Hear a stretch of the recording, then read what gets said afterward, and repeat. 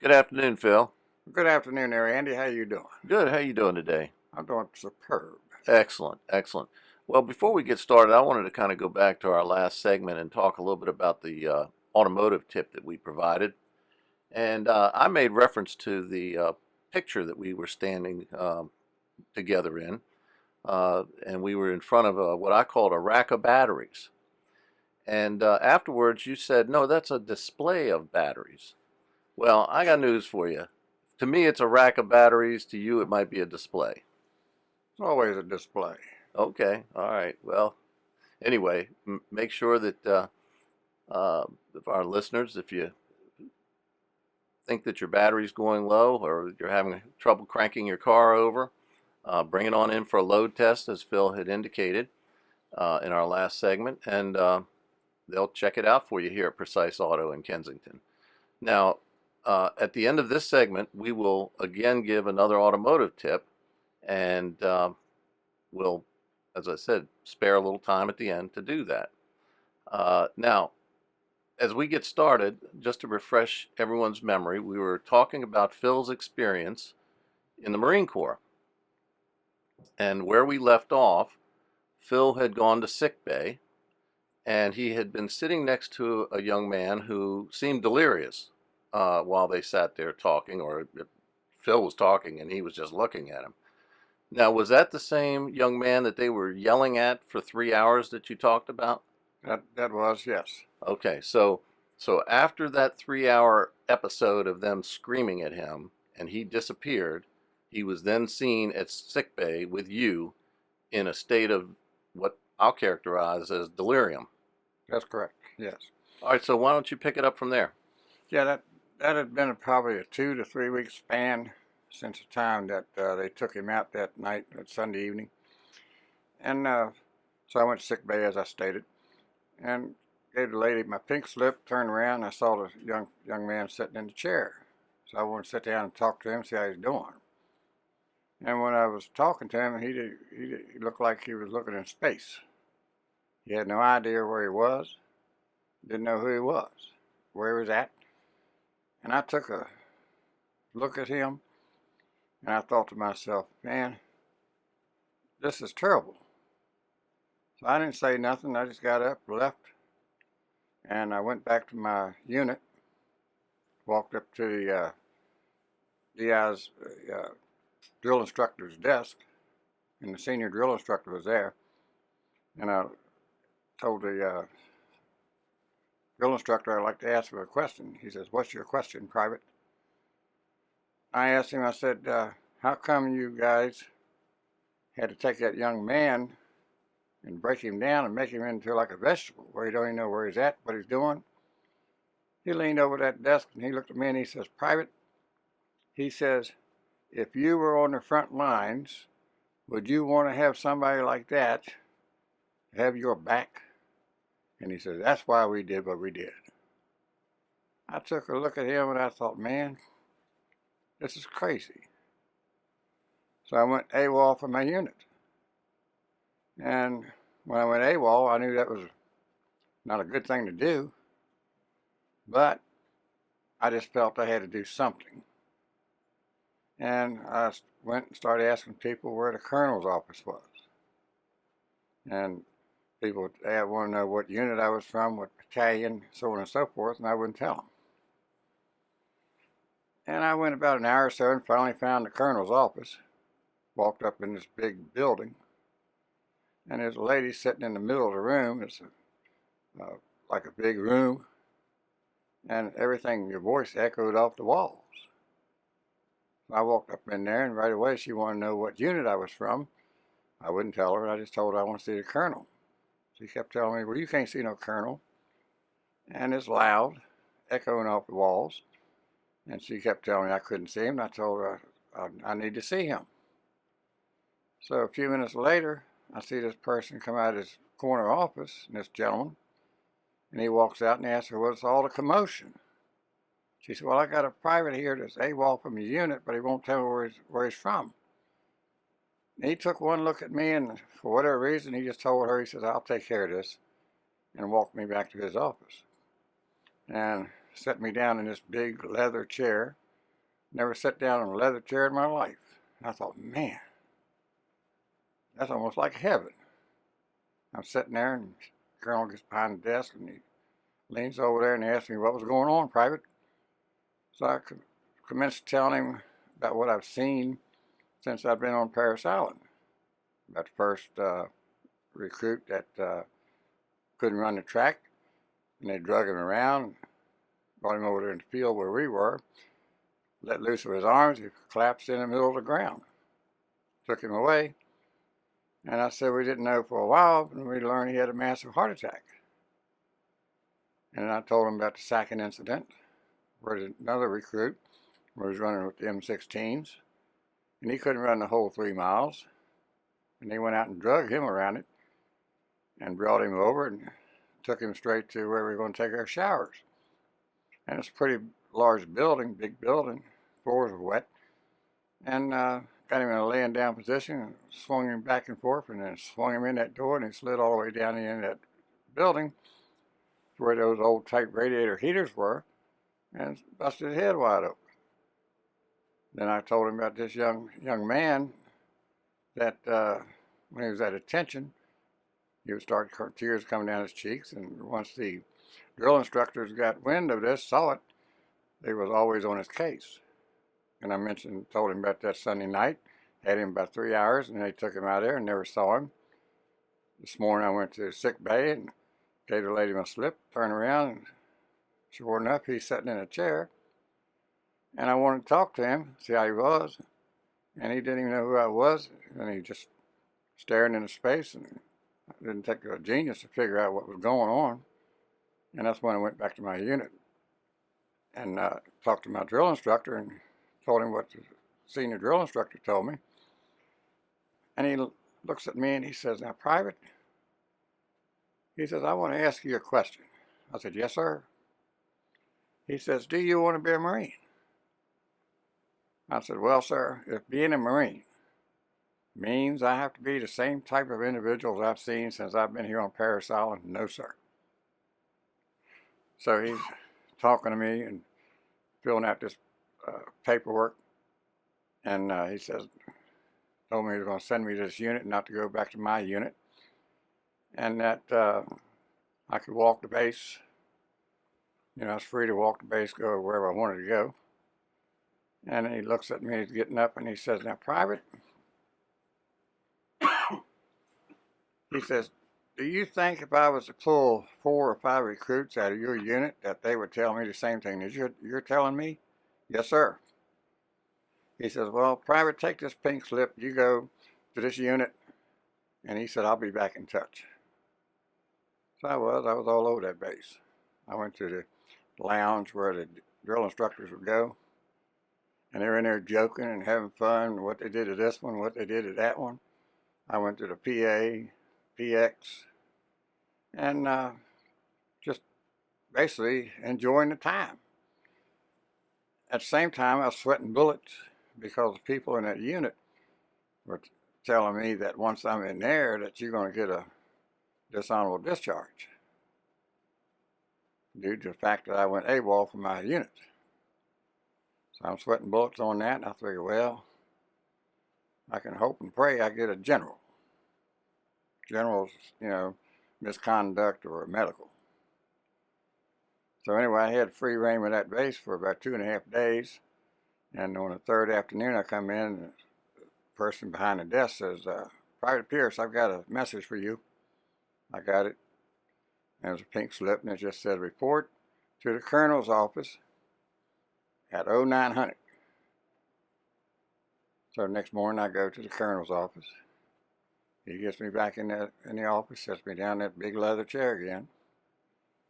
And he leans over there and he says, Private, he says, I want to ask you a question again. Yes, sir. He says, do you want to be a Marine? I said, well, sir, if being a Marine means I have to be the same type of individual I've seen since I've been here on Paris Island, no, sir. He looks at me and he says, Private, he said, I didn't talk to any of the recruits in your unit. He said, I got 4 of them, had them, put them in different rooms, and had them write down what they've seen since they've been here at Paris Island. And he says, Private, believe it or not, those recruits wrote down pretty much word for word what you told me. I said, yes, sir. He says, now, Private, I'm going to start your discharge papers, and you'll be out of here in a few days. Yes, sir. And he said, go back to that unit you've been at, and he says, you'll get your papers. Yes, sir. So I'm walking that base, and they had these big, wide sidewalks that come down, meet like a V. And I'm walking down this sidewalk, and I'm about halfway down, I see another person coming down the other side, and he was all in whites, but he looked familiar. So when we got to the point where we met, I realized that was my senior drill instructor. And he comes over and shakes my hand. He says, Private, I want to thank you. I'm looking at him, and I thought, man, I thought he done lost it. But anyway, found out later, they took him and took his stripes, put him into the laundry detail. So anyway, I got home Christmas Eve, and it was snowing. My mother and my brother picked me up at the bus terminal down in D.C. and went through the holidays. January 1st, on the 2nd, I decided, well, I'm going back to the recruiting office, and I'm going to go in the Army. So I walk in that office on January 2nd, about 10 o'clock in the morning, and I sit, they had somebody sitting at each one of their desks, so I was waiting on the Army. I sat down there and waited. Finally, a young man leaves, and the gentleman from the Army, he gets up and says, can I help you? Yes, sir. He says, what can I do for you? I said, well, I want to join the Army. He looked at me like, he says, have I seen you before? I said, yes, sir, probably. He said, did you go in the branch of service? Yes, sir. How long ago? I said, about 90 days. He said, what branch was that? I said, the Marines. You got any paperwork? Yes, sir, I do. So I gave him that envelope I had, full of papers. He takes the envelope, he's fumbling through it, and pulls out the paperwork, and he's looking at it, and he says, Pierce. He says, why you want to go in the Army? I said, I want to serve my country. He says, Pierce, you served your country. He says, you got an honorable discharge here. I looked at him and I said, oh, yes, sir. I'll see you. so I left. And on the news later that week, they had it all over the news about the Marine Corps changing their policy and procedures where they could not abuse any recruits, hurt them, or anything worse than that. And it was all over national news. And through the years, I've talked to a lot of retired Marines and told them the story about this, because you tell someone you was in the service and how long you're in, 89 days, and I got an honorable discharge with a medal. They want to know how you did that, but anyway, they had many retired Marine tell me, Phil, you're lucky you got off that base alive for what I did.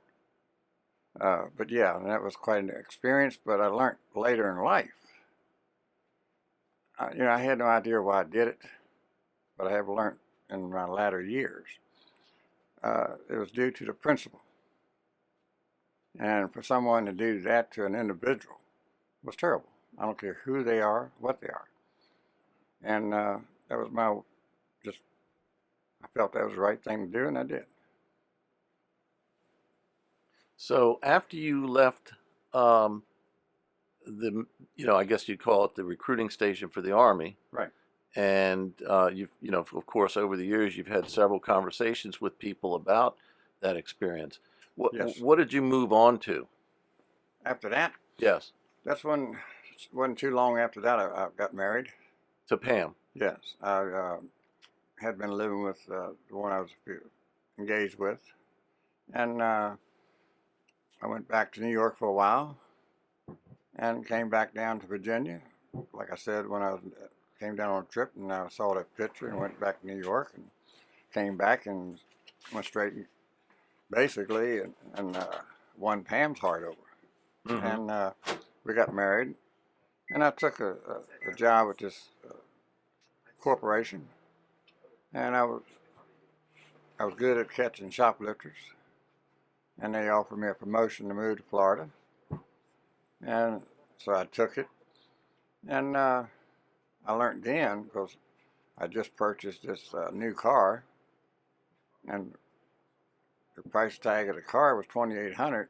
I gave him $1,800 cash and financed the rest, which the payment was like $60, $62 back then. And when I got doing this transfer, I thought, well, I called a finance company on that car, let them know I'm relocating to Florida.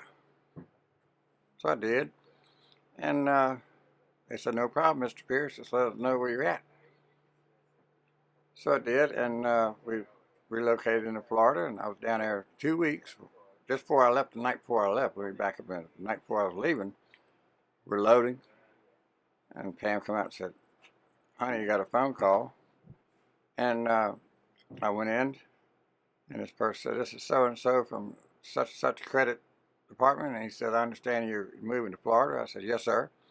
He said, well, the purpose of this phone call, Mr. Pierce, is to notify you that you can't take this car out of the state of Virginia.